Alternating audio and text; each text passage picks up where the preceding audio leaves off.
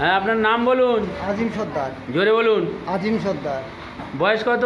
47 বছর। হ্যাঁ, এই যে ফোনের দিকে তাকিয়ে বলো। 47 বছর। আচ্ছা, আপনি এখানে ওষুধ খেতে আসেন কি কারণে, কি অসুবিধে? আমার গায়ে হচ্ছে গিয়ে দাঁত ঘা আছে।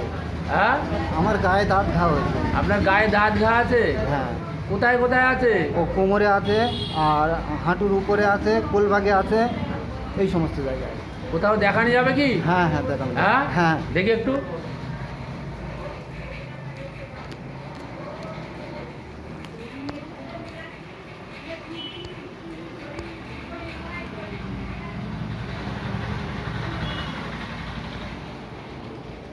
এইটা এইটা ওয়েটটা আছে একটা।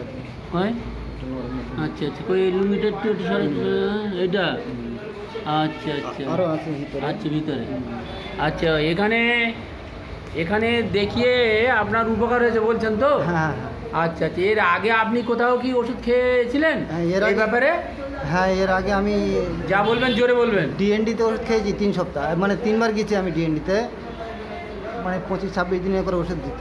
হ্যাঁ, সেখানে আমার ঠিকমতো নরম হয়নি।